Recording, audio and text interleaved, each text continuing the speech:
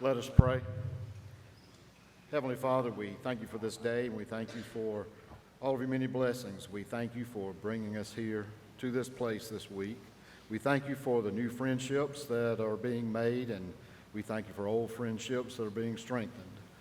We thank you for everything that we're learning this week. We ask you to open our hearts and minds to the message that Mayor Reed brings us tonight.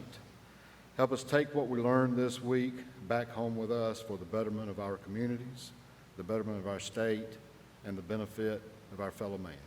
Amen. Amen. Please stand.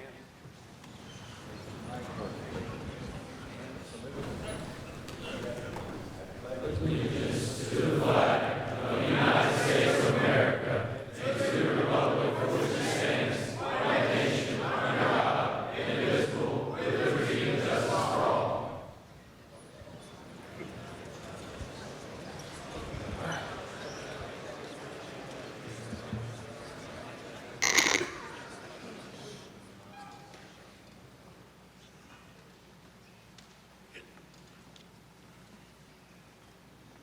When I say the Pledge of Allegiance, I say it as I mean it, not to try to be the loudest or the strangest.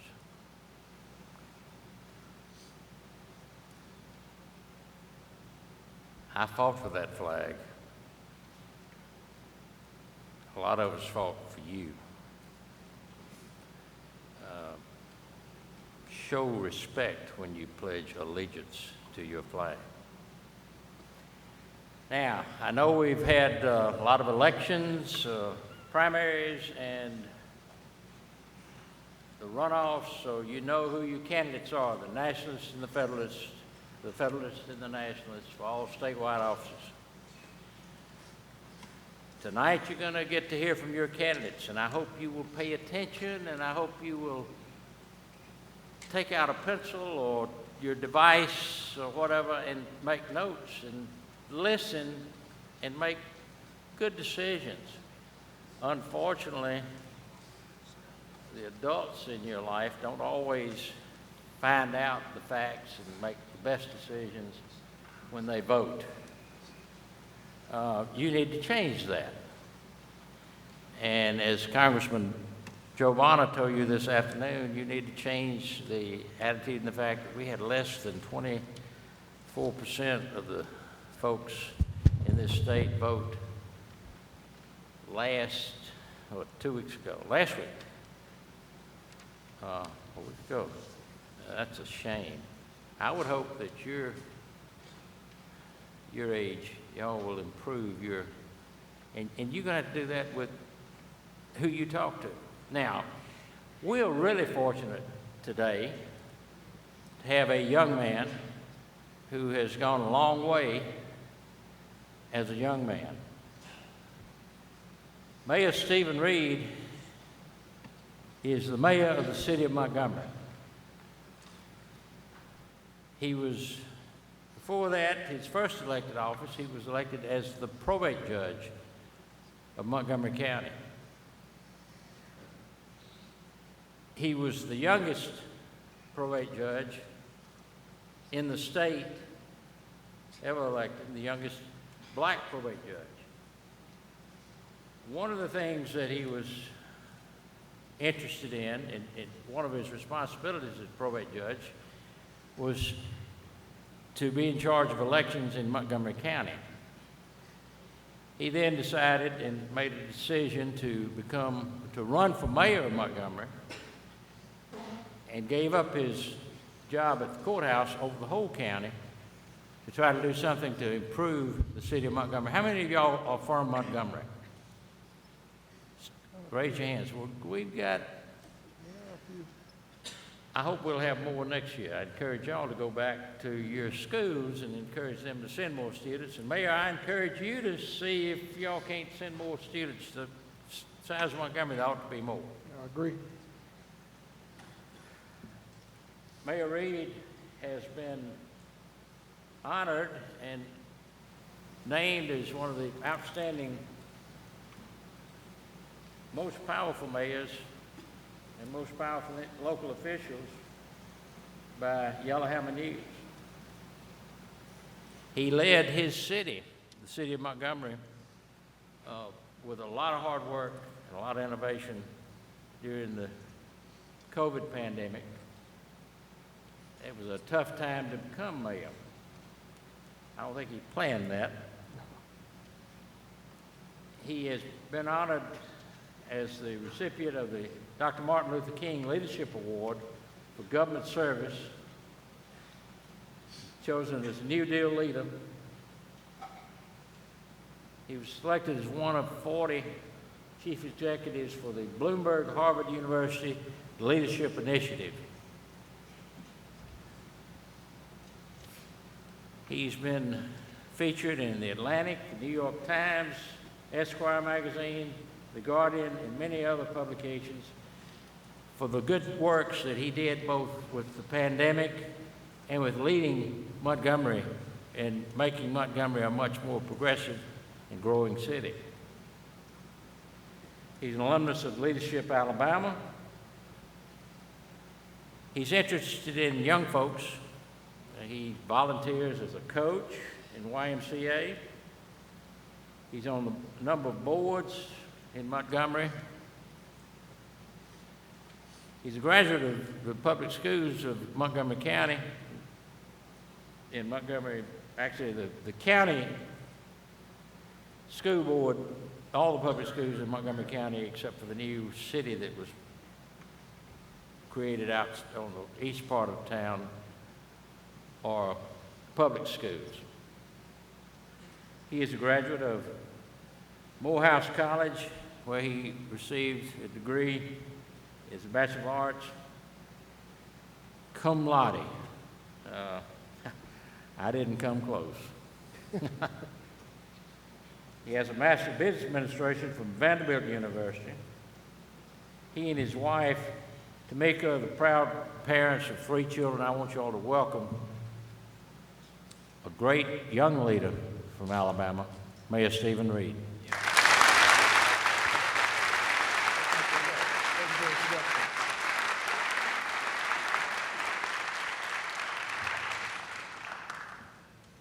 Good evening.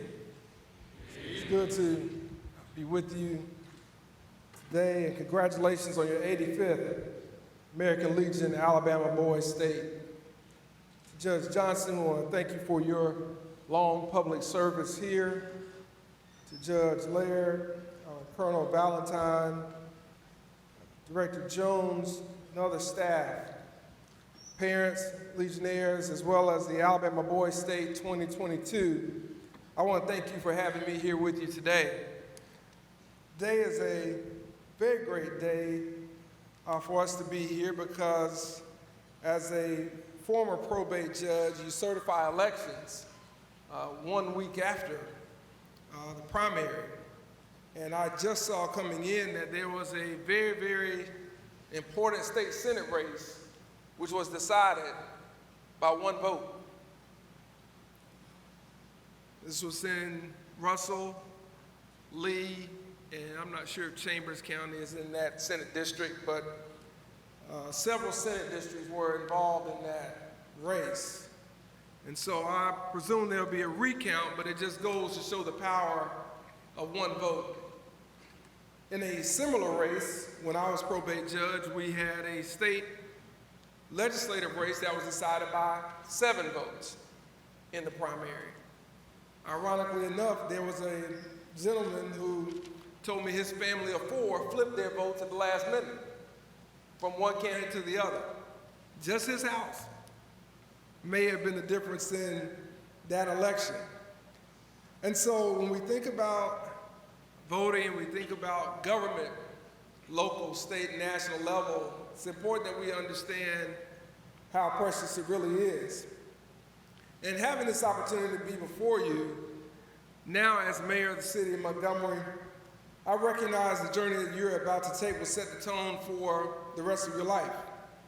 Your presence here today embodies the hope of tomorrow, and it shows that the future of our state and our country are in good hands. If, and only if, we use the influence and power to do good. If we don't, then the future will be up for debate.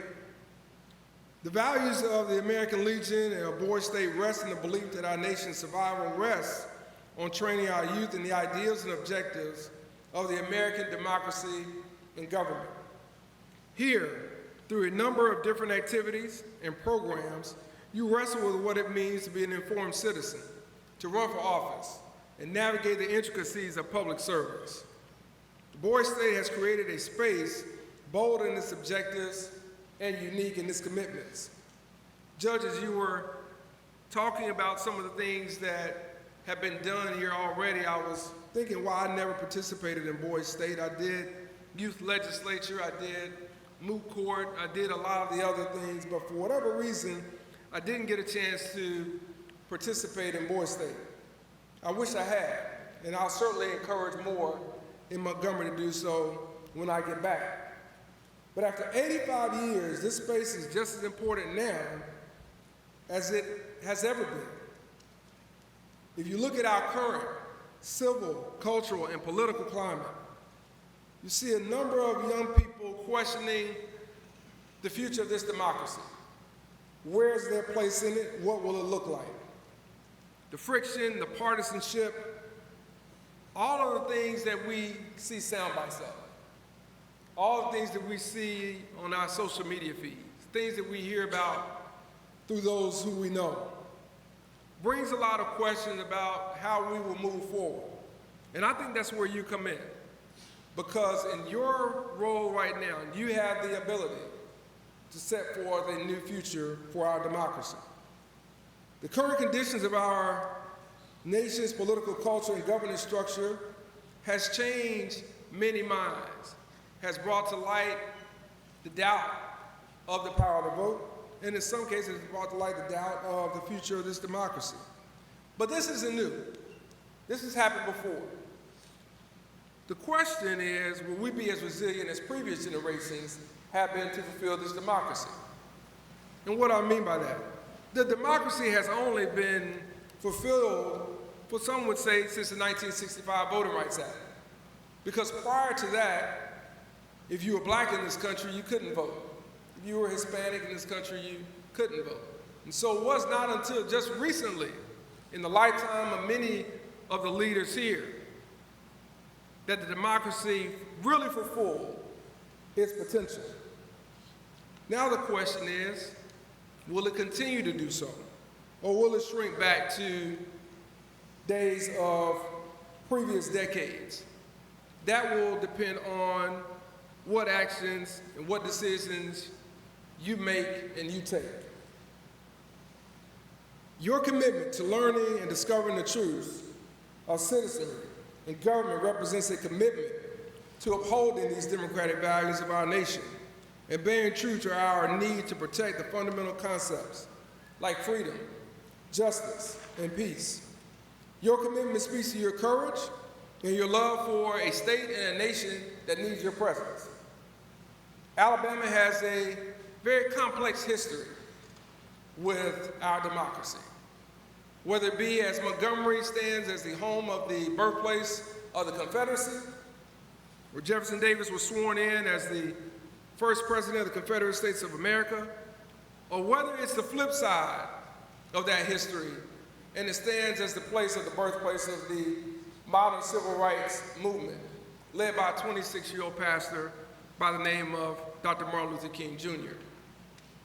He would go on not only to lead a 382-day bus boycott at a time when there was no social media, at a time when there was no text messages, there were no cell phones. They would do that through coordinated efforts over 382 days. The weather wasn't always sunny outside and it wasn't always spring light, but they committed to that. And because of that, it led to the movement which got us to the Civil Rights Act of 1964 and the Voting Rights Act of 1965.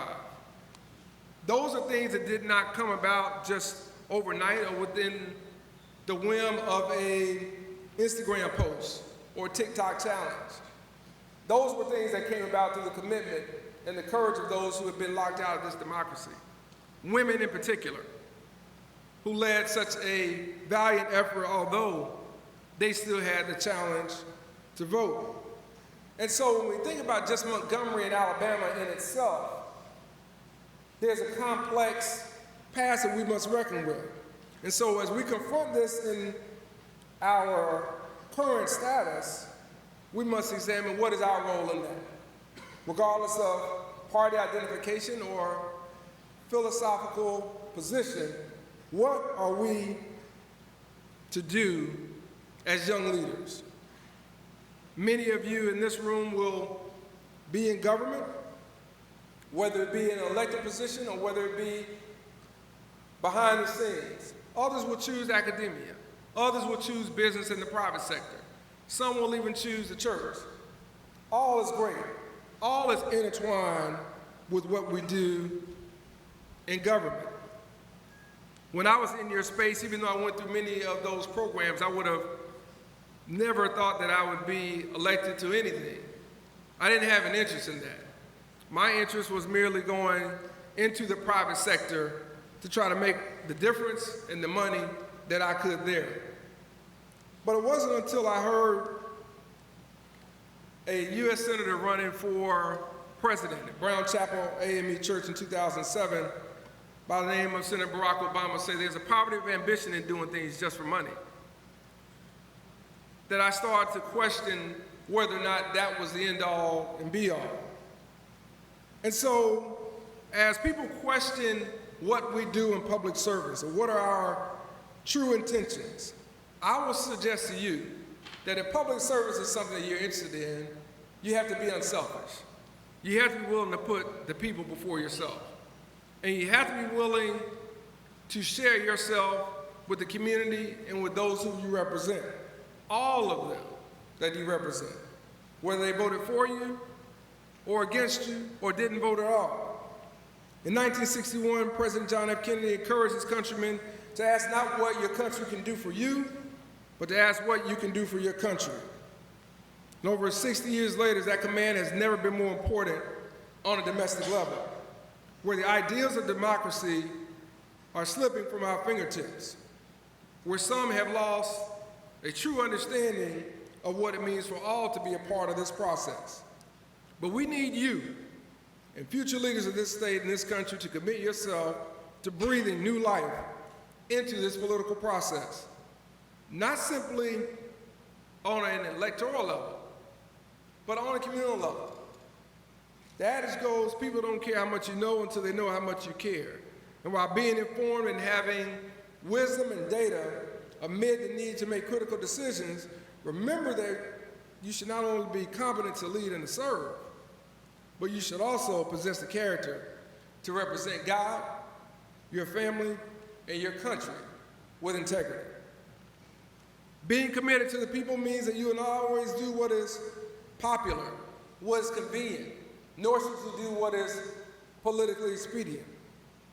Being committed to a cause means standing up to the challenge, standing against those headwinds, those that may come from supporters, may come from friends, those that may come from unsuspecting places, but doing what you know to be the right thing.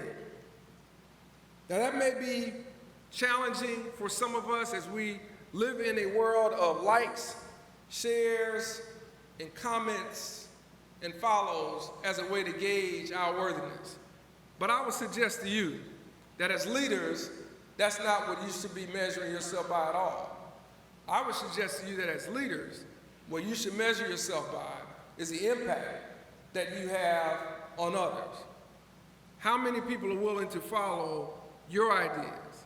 How many people believe in the things that you espouse?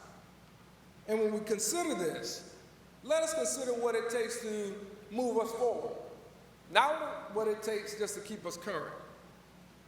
In this state alone, 25 years ago, I could have shown you some of the political ads that some of you may have seen on social media. I know not any of you really watch the nightly news anymore, but you may have seen it somewhere on your YouTube, your Sling, your Hulu. All I would have had to do was maybe to flip the party, and the words would have been very similar, if not the same. My point is that for all of us in leadership positions, and those who aspire to be and will one day be in these positions, the question I ask is, what is the vision for the future? What is your vision to move your community forward? What is the vision to grow and retain smart and talented people like yourself right here in Pike County, Alabama, or wherever you may be from? What is the vision to grow and to be as successful in life and in our community in Alabama as we are in sports, whether it's Auburn basketball or Alabama football? What is the vision and what are we willing to do in order to get there?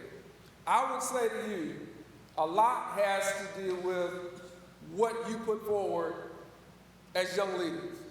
What do you demand of us at the local level? What do you question about those at the state level? And what are you pushing for at the national level? All of those things are important. But local government, I believe, is where citizens really come to find out what is working and what is not.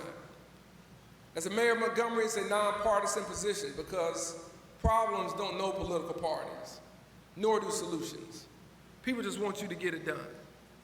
And that's what's most important in leadership, and that's what's most important, I believe, to move not only our cities, our towns, our counties, and most importantly, our state forward. And so as you begin to expand and explore your academic and future career hopes, I want to encourage you to be active locally. Some of you may already be there, but I want to encourage you to find a way in your own space. Maybe an internship, it may be a part-time job, it may be just assisting a local county commissioner or councilman, just shadowing someone to find out what they're doing and bringing up some of the things that you all discuss here.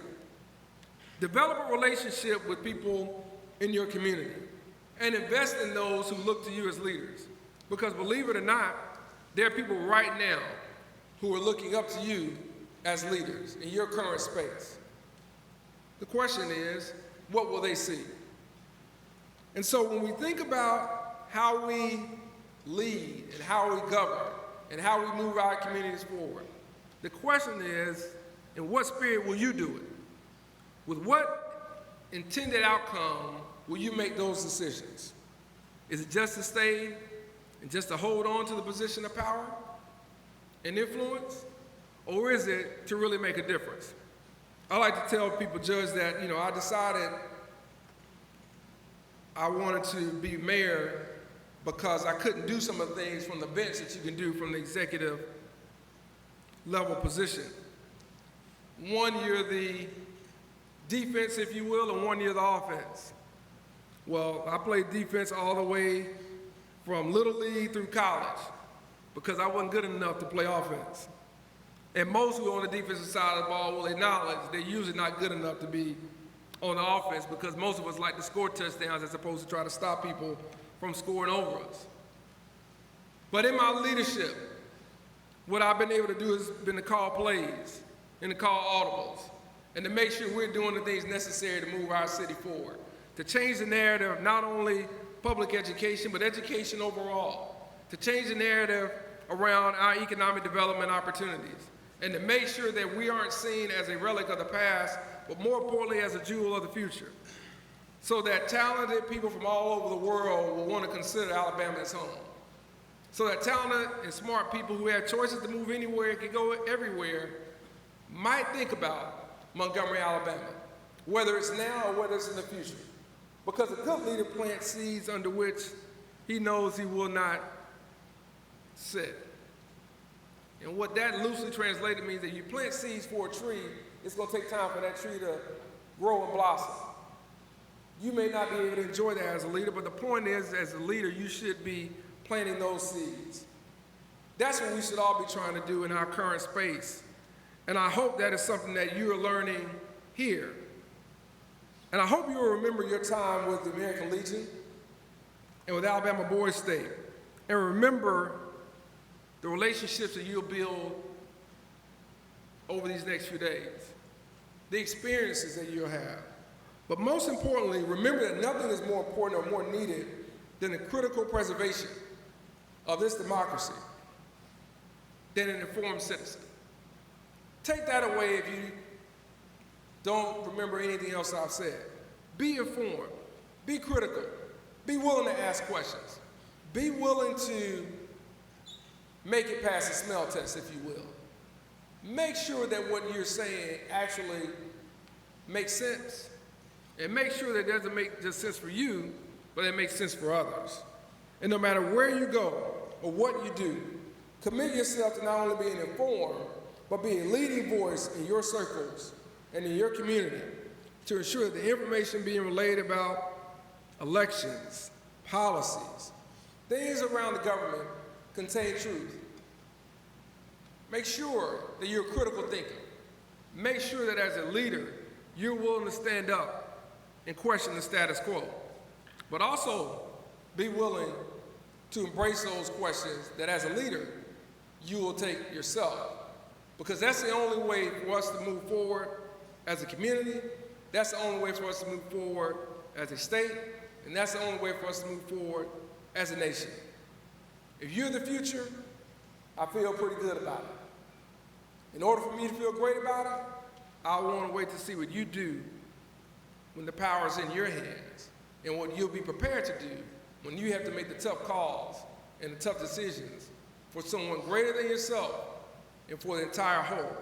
And I hope that's what you'll take away from this experience over these next few days. Enjoy it, remember it, cherish it, learn from it, and take it back to your communities and make sure that you are grooming yourself and you're challenging others to challenge you to be the best leader you can be. Thank you so much for this invitation, and I thank you for the opportunity.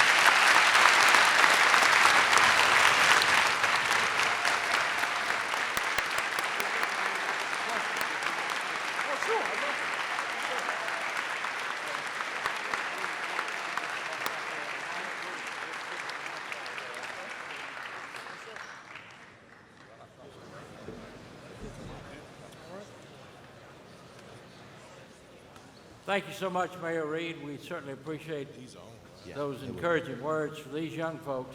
In your honor, we will be making a donation. The American Legion Boys State Commission will be making a donation to the Alabama Boys State College Scholarship Fund that will assist one of these young men go to college next year.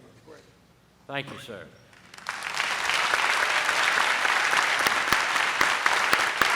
And the mayor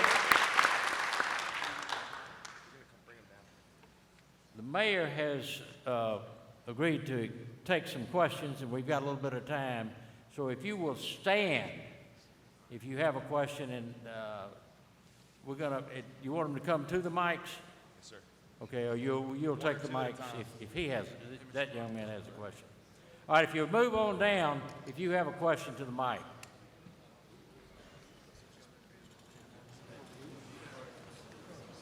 Go right here first. Just speak up. The mic will pick it up.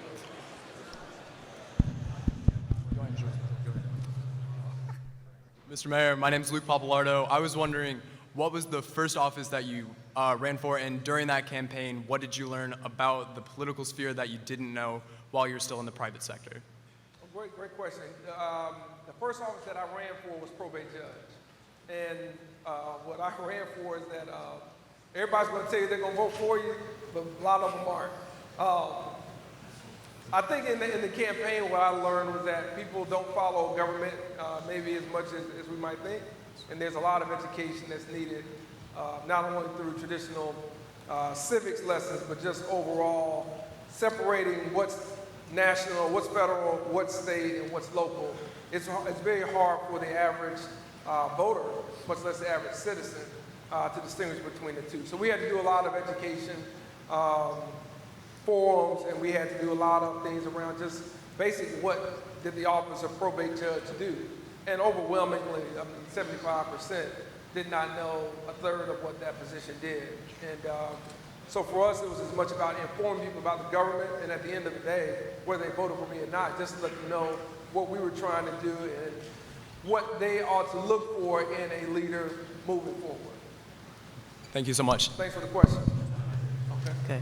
My name is Josh Stefan. I'm from Birmingham, Alabama. I just wanted to ask you, Mr. Mayor, what was it like having to lead your city during COVID, and were there any struggles that you had to overcome that helped strengthen you in particular? Well, listen, COVID was a once in a century pandemic, and it was something that I don't think any of us could have anticipated. For us, it hit in the first 100 days of being in office, but I don't know if we had been in office, a year, if it would have really mattered. It was so different in terms of really, having to make those decisions from hour to hour and day to day. A lot of them weren't popular, but we tried our level best to keep it apolitical and to make sure that we worked with Governor Ivey, that we worked with Department of Public Health, Dr. Scott Harris, to do the things that we thought were in the best interest of our community from a health perspective. And, it turned out to be, challenging because it didn't last. When we first got our initial briefing, the thought was, all right, maybe this lasts a couple of months max. And so the thought was, okay, how do we get through 60 days? Then it stretches out several months, then it's a year, and we get, a lot longer. And, for us, we were able to, I think, manage that by talking to a lot of peers, a lot of mayors around the state as well as around the country to get best practices, bounce ideas off one another. And so, again, the relationships are important. Having that collegiality, I think, was very crucial for us. And then moving forward and just really trying to make the decisions based off the science as opposed to where the winds were blowing that day politically is what kept us steady. And I think that was probably our best takeaway from it. But it really speaks to this, and I said this on a couple of national interviews. For all of you who have played any kind of sport or have been in any type of competition, it can be the chess club, doesn't matter, it can be the debate team. The truth comes out when there's pressure. I mean, you find out who your true leaders are. Everybody can lead when things are great, and when you're rolling over whoever your opponent is, you find out who the leaders are when there's some adversity. And I think for us, I was glad that I was in the chair of the mayor's office at City Hall versus somebody else, because that was a very challenging time, and I didn't want anyone else to be there but myself. I mean, I was that confident in not only my knowledge, but also my belief to make the best decisions for the community. All right, thank you. All right. Sir. I'm Samuel Miller from Eufaula, Alabama.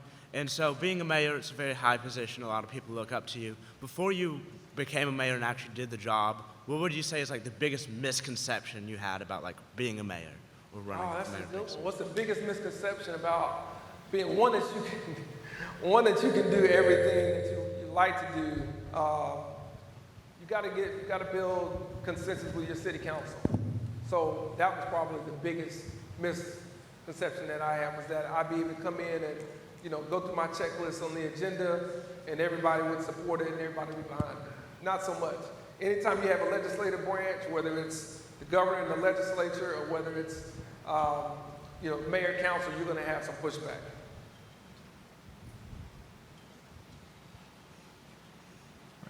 Yes, sir. I'm Jacoby Bills from Smith Station, Alabama. They said you went to Morehouse College. Why did you choose the HBCU, and how did it mold you into who you are today? It's a great question. I chose an HBCU because I wanted to really go to a college that was rich not only in its academic offerings, but its cultural offerings. Morehouse College is the alma mater of Martin Luther King Jr., and many, many others. And so that was something that, he was someone that was an inspiration to me. And learning about the college and its curriculum and its focus on building leaders was very important. And I also thought that at an HBCU, I would get a level of attention and I would get a level of exposure and awareness that I wouldn't get at a traditional university. Understanding the history of how and why HBCUs were started after slavery, overwhelmingly most of them to help slaves learn how to read and write and to, gain full access to citizenship, that part connected with me. And I think the mission that so many of them have is something that I still believe is relevant to this day, maybe even more so. And I think that the culture there and the opportunity to be in a space that allowed us to have discourse around various issues that I didn't have in my high school coming up at that time, or even in some of my organizations, was something that I wanted to have, for 4 years. And don't regret it, appreciate it. We'll do it all over again if I could. Thank you. Yes, sir. Hi, I'm Tyler Quates, and I just wanted to know, what are some of the challenges that came with being a young leader, a young public servant, and how did you deal with that? What are some of the challenges That come with being a young leader, a young public servant? Oh, yeah. So some of the challenges that come with being a public servant, got to get used to Monday morning quarterbacking. Everybody thinks they can do your job better than you can. You got to take positions that aren't always popular. Again, you have to, whether that's at church or whether that's in, community meetings, there are people who are questioning, what are you doing and why aren't you doing more? It doesn't matter how much you're doing, there's always, more that can be done. So in some ways, you have to get used to the scrutiny, you have to get used to the expectations, and you have to be willing, I think, to lead in a time of challenge and change. And that's not always easy. In the private sector, a CEO can make a decision, and most people will never know about it. Maybe if you're a shareholder, but most people won't know about it unless it impacts you. When you're the mayor or if you're in a public sector position, you make a moderate decision in a city council meeting or a county commission meeting, you're going to get questioned. You're going to get a lot of people in the community asking, what's the motivation and, what's to be gained by it. So you have to get used to the overall scrutiny of it, as well as, the toll that it may take on your family, because you have to share your time. So you have to do a lot of things, and you're expected to do a lot of things. That's part of being a public servant. But I think it is rewarding. I think if it wasn't, I wouldn't have been in it now for 10 years. So it's rewarding, even with its challenges and even with some of the change that comes along with it. So that's probably the biggest piece that I would say, being in the public eye and being in that position, is the scrutiny that comes along with it and the expectations of change and delivery that you have to manage. Thank you. All right, thanks for the question. Yes, sir. My name's Aiden White, and I'm from Huntsville. I'm wondering, while you were campaigning, what was one of the biggest problems you faced, and how did you deal with it? Well, the biggest problem we faced in campaigning was apathy. People not thinking that elections matter. I mean, no question. It didn't matter what part of the city we were in, or even when I was running the county, it didn't matter. There was a lot of people who didn't vote and didn't believe that it really mattered, didn't really believe in politicians, period. Didn't matter what party they were in, just didn't really feel like government was ever going to make a difference. And, when you get down and you talk to them about how decisions are made and how policies come about, we got some interest, but there were still people believing. You could talk to them about the 40-hour work week. You could talk to them about, child labor laws. You could go down to the list, minimum wage. You could talk about health care benefits, public education. I mean, there are people who don't know that we didn't always have a public education system in this country. It didn't just happen because somebody woke up one day and snapped their finger. I mean, that was government that brought a lot of those things about. They didn't understand how the healthcare system works. Does it mean that all these public systems are perfect? Absolutely not. No system is perfect, public or private. So anytime man is involved, that means it's going to be imperfect because man is imperfect. So, for us and for me, I think the biggest piece was just the apathy about voting, period, and about government, just overall. And what we would try to do, depending on the situation and circumstance, maybe some was a lighthearted joke, maybe some was to sit down and let's talk through some things about, why you feel a certain way, not expecting that you're going to change anyone's mind on the spot, but also just trying to inform and educate them about the system itself. All right, thank you. I'll be quick in my response too. All right. I'm Alexander Resurrection, and Mr. Mayor, I wanted to ask you, as an elected official, win or lose, what's the most important takeaway?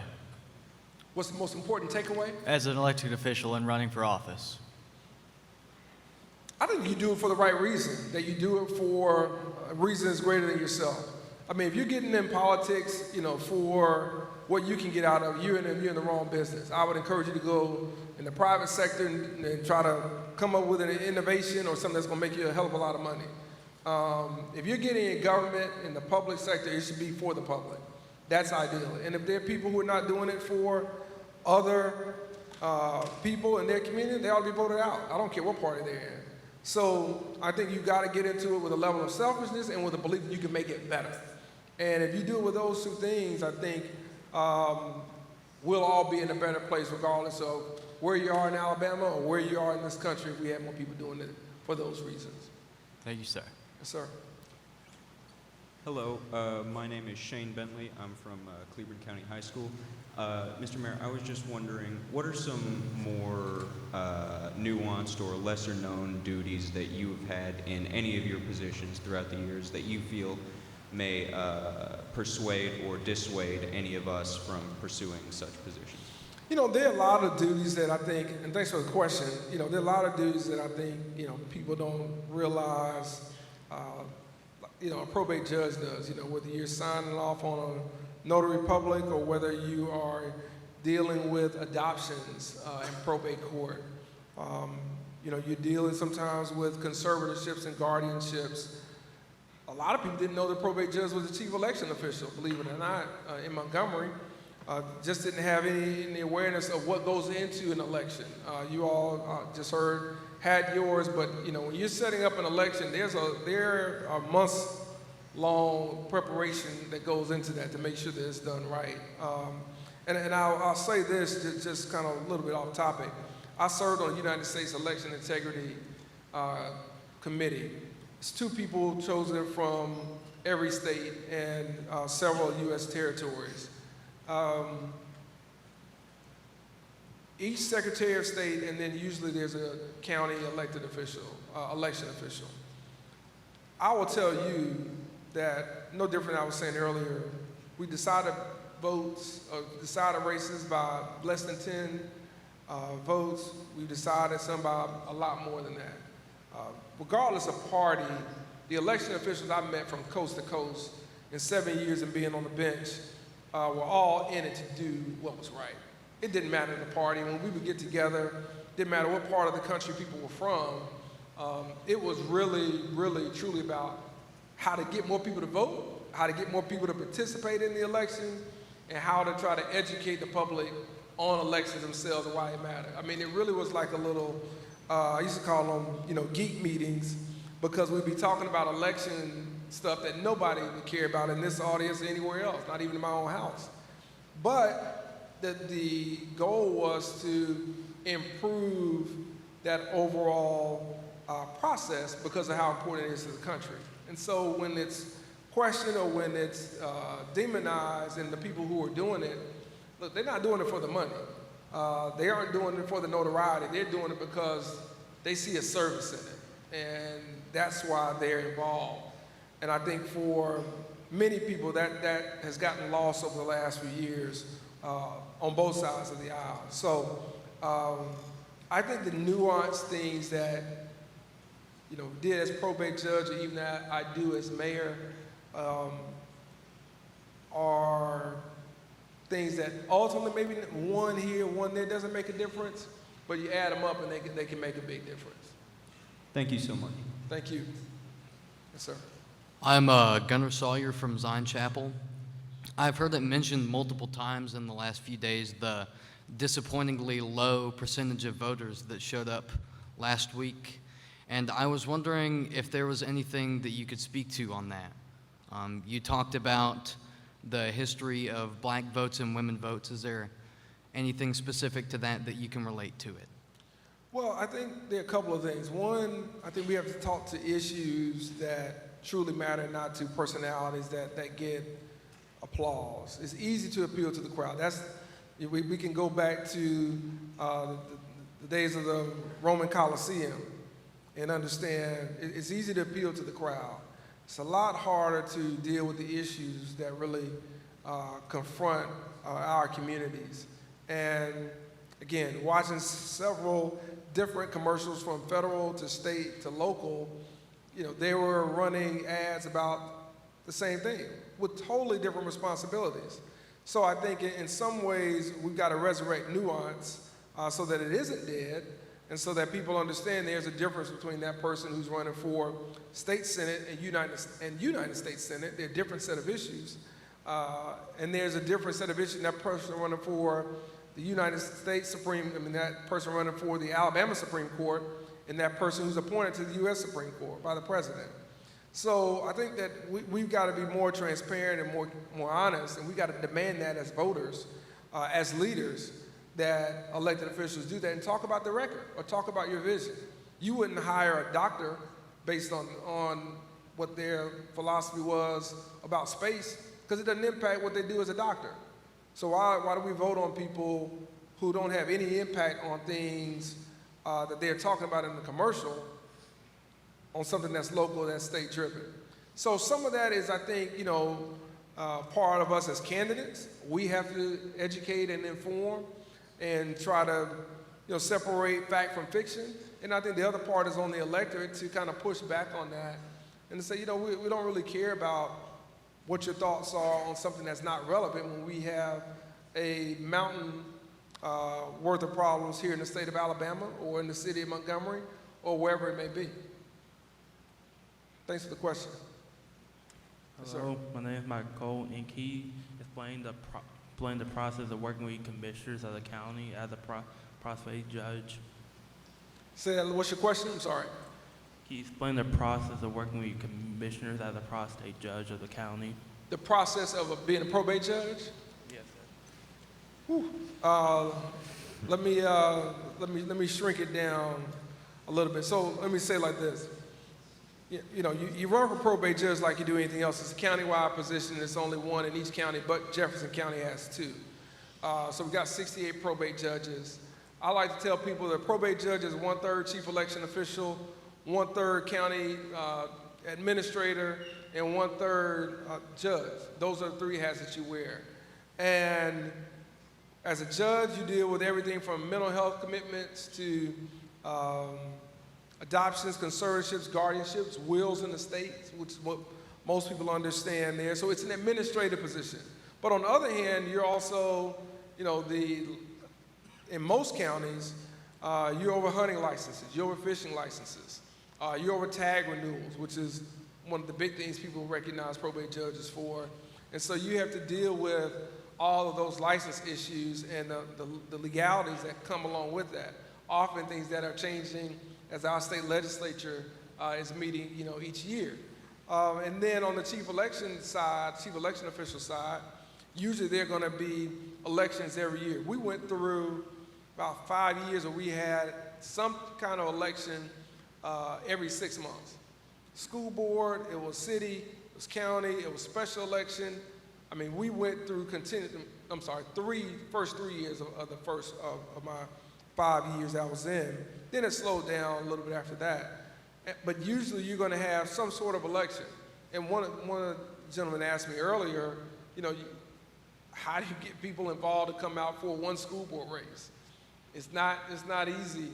But again, you want to let them know the importance of each position and of that committee. And those were some things that we tried to do a lot, was to really try to inform people and kind of give them that civics lesson they may have had. So that's kind of the basics of being a probate judge. There's more to it than that, but without boring you any more than I already have, that kind of sums it up. Does that answer your question? Thank you, sir. All right, thank you. My name is Andrew Burchett, and I come from Mobile. And it's been mentioned before that you're the leader of one of the fastest growing cities in Alabama, if not the country. And so my question to you, Mayor Reed, is what exactly do you feel really led that change and helped your city grow? And how can other cities in Alabama follow suit in order to grow further? Well, I think the enemy of success is complacency. And so you can't be complacent in where you are. For us, we benchmark the best and the brightest. Let me give you an example. My first job out of college was as a financial analyst for American Airlines. One of the things that I recognized, or I was told, I wouldn't say recognized, I was told and taught when I went to work in the marketing performance department at the corporate headquarters was that every decision matters. So American Airlines several years ago was trying to save money and cut costs. And they were looking at everything that they could do. And at the time, for those of you who fly a lot, you may not understand this now, but they used to serve pretty good food on airlines. They don't anymore. But there was a time when they would serve salads. And so American decided to remove an olive off of a salad.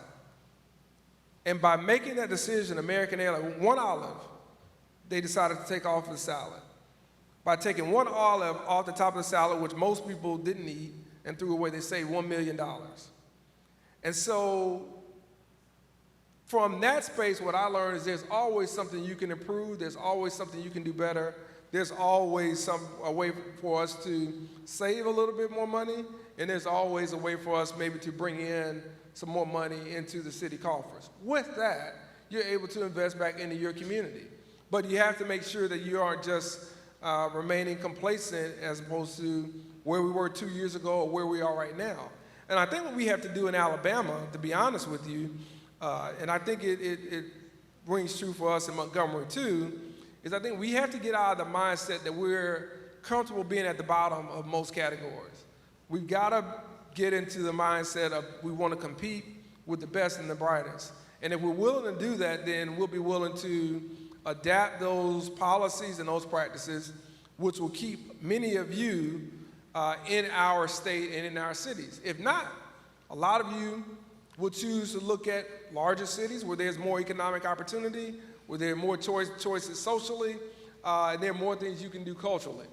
Those are things that we have to make sure we're doing is that, again, right now, we're laying the foundation for a city that you would want to consider raising your family in, or living in as a young professional, or doing remote work, whatever that may be.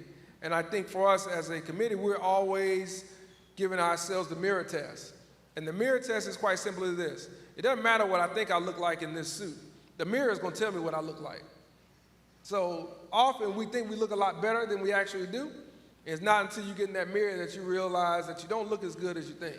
And there's more to it that you can do as a city, as a community, to be attractive to people who have options to live anywhere on the globe. And for us, that's important. And so the numbers that we have right now are decent, but they're by no means where we want to be. So we know there's a lot more work to do in our community to make it better and to make it more attractive for people who live there and people who want to recruit to move there. Okay, thank you. Yes, sir. Thank you. My name is Noah Little from Madison, Alabama. Earlier, you said that a leader is really decided under moments of pressure, and I want to know what was a moment of pressure that to you decided that you should be a leader?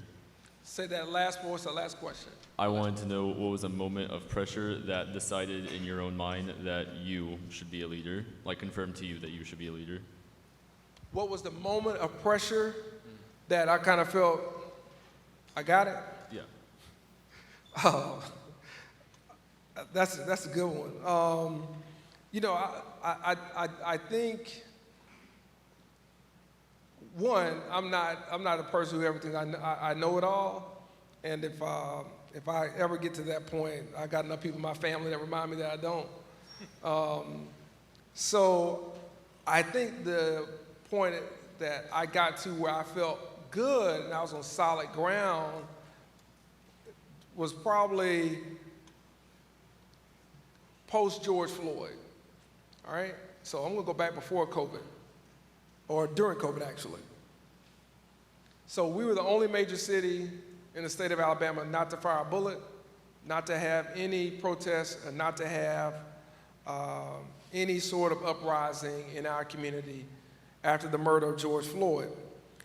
And I mean, this is crisis management 101, things that you all probably have learned and will learn even more of as you matriculate in your leadership roles. You know, how you respond to a crisis really defines who you are as a leader. And in that moment, well, one, let me go back. Let me take a step back, because this is important. So the day that George Floyd was killed, I had a meeting with my police chief. And I said, have you seen what happened in Minneapolis? And he had not. I said, you need to check it out. I said, this is bad. And I said, I don't think it's just Minneapolis bad. And I said, we just need to have a plan. And he said, Mr. Mayor, I'll check it out and I'll get back with you. Well, I had just seen it on Twitter. I mean, that was, I don't think it was an hour old on the post, right? And the post, I mean, it was just clicking for retweets and everything else. And so I came back to him and I said, well, you know, what's your plan? So we hashed it out a little bit. I had some thoughts, he had some thoughts. But in that moment, what I decided to do was that wasn't enough. And I was trying to keep in touch with those who were on every side of the issue that you could be on. And I decided that, yes, we were going to block all streets. Yes, we were going to do some things to try to address the rage and the anger that was there. But more importantly, I was going to speak to the community. I just thought it was one of those times when if you're going to be the quarterback, if you're going to be the CEO, if you're going to be the leader of the city, then you got to step up. And you can't hide behind your police chief. You can't hide behind some press statement. You have to go out. And what I did was, with maybe 20 minutes notice, we called a press conference, and we went to a school right in the middle of one of our most challenged communities. And I met with protesters. I gave some remarks and told them that, you know, the system had failed and that we were part of the system. I was a part of the system, and many others were part of the system. And there were things that we had to do to address the concerns that people had and the fears they had about policing in the community. And the speech was really me and maybe one other person, kind of Hazel, trying to put it together, but it was 80% my thoughts, just things that I would say off the top of my head. And that ended up being a turning point for us, because I didn't just give the speech and leave. I gave the speech right outside of an elementary school on the street, hastily announced, and I took questions for probably 45 minutes from people in the community who were pissed off, all right? And that was something that I think I kind of felt like I was on solid ground after it was over in terms of leadership and being able to lead in a crisis. And when we didn't have any major issues after that, and certainly when I saw things happen in other cities, it wasn't anything for us to pat ourselves on the back over. I was just glad that our community responded in a way that was peaceful and that was purposeful, and that in that moment we gave them a chance to vent their frustration without being destructive and without turning into something else. And I think that's kind of when I felt a little steadier than maybe I had beforehand, but still understanding that, you know, it was minute to minute, hour to hour, day to day from there. Thank you.